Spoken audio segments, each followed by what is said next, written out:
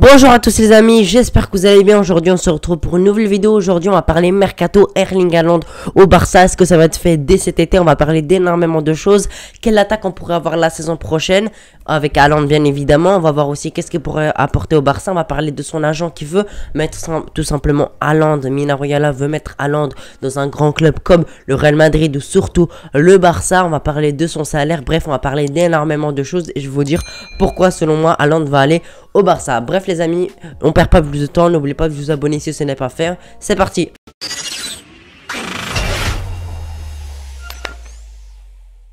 Erling Haaland, inutile de le présenter, un jeune crack norvégien qui joue à Dortmund et qui explose tous les records en ce moment. Il est vraiment incroyable, que ce soit avec la Norvège où il marque beaucoup de buts ou avant avec Dortmund où il marque beaucoup de buts également.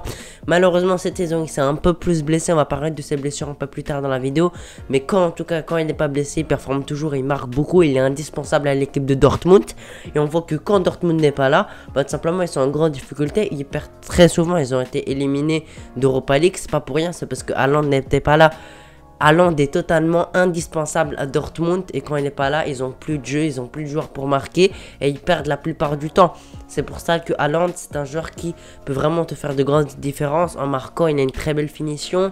Franchement, tu le lances dans la profondeur, il marque quasiment tout le temps. Il a une très belle frappe, donc il peut frapper de loin également et de près aussi. Il peut s'améliorer dans quelques points comme les jeux de tête par exemple ou de la tête puisqu'il a une très grande taille. Il fait quasiment 1m90. Il doit normalement savoir marquer de la tête, mais il est encore très jeune et il a une très grosse marge de progression. Donc il peut progresser sur le jeu de la tête, mais en tout cas c'est un de ses défauts. C'est un joueur qui a une très belle accélération. Il est assez technique, même si voilà, c'est pas un joueur technique à la Barça qui peut combiner énormément. C'est un de ses défauts aussi.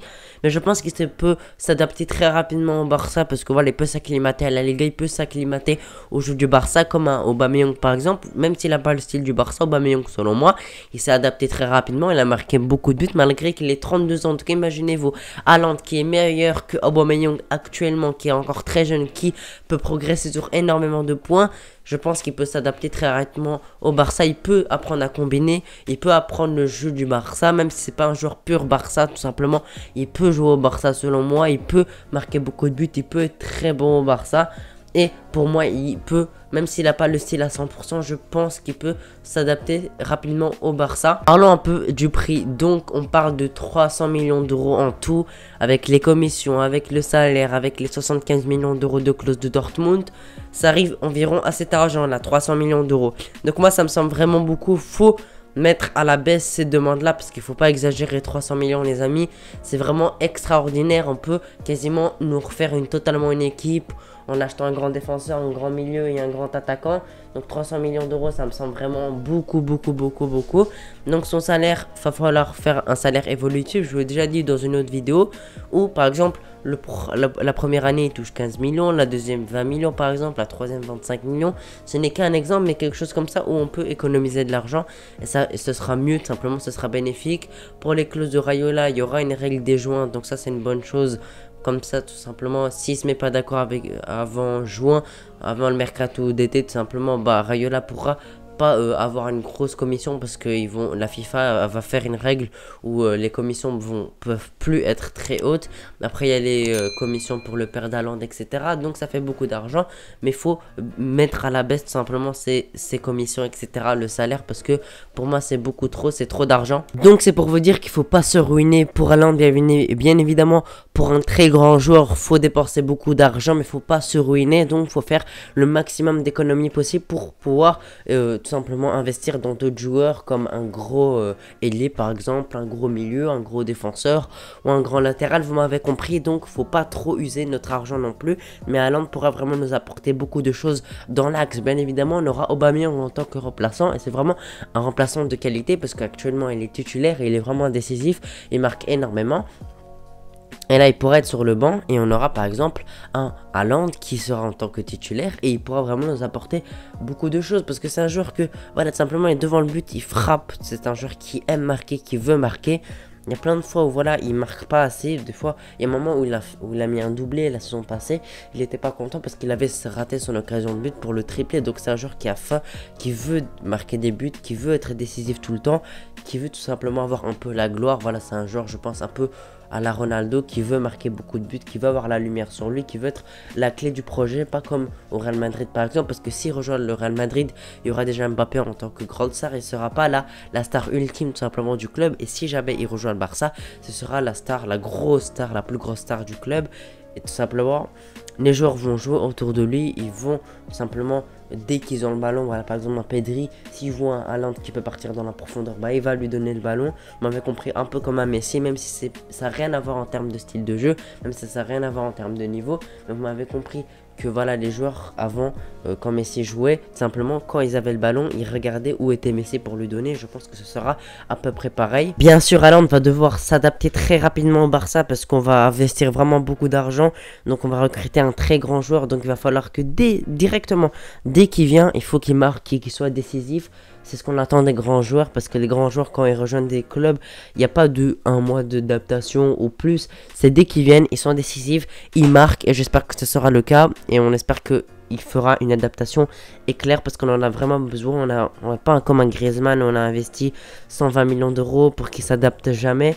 Je pense que Haaland pourra s'adapter plus rapidement. On espère qu'il sera décisif très rapidement, parce que le Barça va investir beaucoup d'argent sur lui, et donc il va falloir très rapidement une plus-value. Il va falloir directement qu'il rembourse simplement le paiement de son argent, etc. Vous m'avez compris que voilà, simplement il rembourse tout l'argent qu'on a dépensé par des buts, par des actions, et en plus il va apporter beaucoup d'argent simplement en termes de marketing. Voilà, les maillots, les gens, quand ils vont vouloir acheter un maillot du Barça, ils vont prendre la plupart du temps, si Haaland vient au Barça, ils vont prendre Haaland bien évidemment, comme un Messi, comme un Ronaldo. Quand tu veux prendre un maillot par exemple de Manchester United, tu penses très vite au Ronaldo, tu prends la plupart du temps Ronaldo, ou au PSG, tu prends Messi, etc. Vous m'avez compris. Donc en termes de marketing, il va vraiment faire vendre énormément de maillots. Ça va rapporter beaucoup d'argent au Barça. Et en plus, en termes aussi de stade, voilà, au Camp Nou, je pense qu'il pourra être rempli quasiment à tous les matchs. On voit que les supporters reviennent de plus en plus au Camp Nou. Et ça fait vraiment plaisir d'avoir déjà de l'ambiance. Et aussi, ça apporte beaucoup d'argent en termes de billetterie. Et je pense que s'il rejoint le Barça, le stade sera quasiment rempli à tous les matchs, comme l'année passée, comme il y a les dernières années. Je pense que voilà, avec le départ de Messi, c'était un peu plus compliqué. Il y avait moins de supporters, mais on voit que déjà ça se remplit de plus, alors qu'on n'a pas eu une recrue, on n'a pas une grande star en tant que recrue.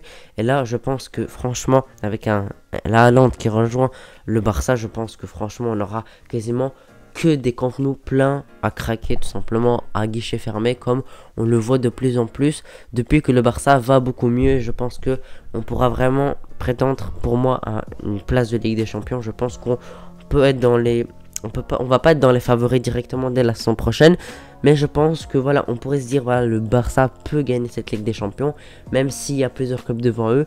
Ils peuvent le faire comme à Chelsea par exemple, où on les attendait pas et finalement ils ont gagné la Ligue des Champions.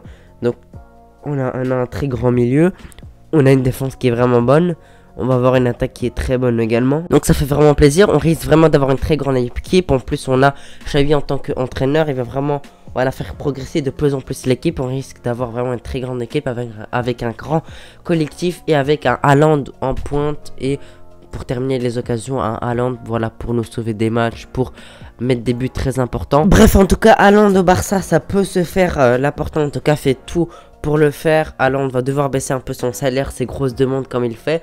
Mais je pense que voilà, le Barça, s'il veut des grands joueurs, faut dépenser beaucoup d'argent, faut donner des gros salaires, mais faut pas exagérer non plus. N'hésitez pas à me donner vos avis dans les commentaires. Si pour vous c'est une bonne chose Haaland au Barça, c'est pour vous c'est une bonne chose de dépenser vraiment énormément d'argent pour le recruter. N'hésitez pas à me donner vos avis dans les commentaires, je serais très curieux de voir ça. En tout cas, on espère que Haaland viendra au Barça, j'espère qu'il renforcera notre équipe et on sera beaucoup mieux bien évidemment avec un Haaland au Barça, parce que franchement il peut vraiment beaucoup le renforcer, ça nous ferait vraiment beaucoup plaisir. Je pense qu'il prendra le numéro 9 s'il rejoint le Barça, parce que voilà, c'est un buteur. Le numéro 10, j'en doute, je pense que soit c'est Ansu Fati qui va le garder, soit c'est Pedri qui va le prendre, à voir un peu la suite de Pedri et de Ansu Fati. N'hésitez pas à me donner vos avis dans les commentaires, n'hésitez pas à me donner un peu vos ressentis sur Haaland au Barça, si pour vous il va aller au Barça. Et nous on va se retrouver pour une prochaine vidéo. Je vous remercie de l'avoir regardé jusqu'ici. N'oubliez pas de vous abonner si vous ne l'avez pas encore fait. N'oubliez pas de lâcher votre pouce bleu, ça me ferait vraiment beaucoup plaisir. Nous on va se retrouver pour une prochaine vidéo. Je vous souhaite une très bonne journée. On va se retrouver pour la prochaine vidéo. Ciao.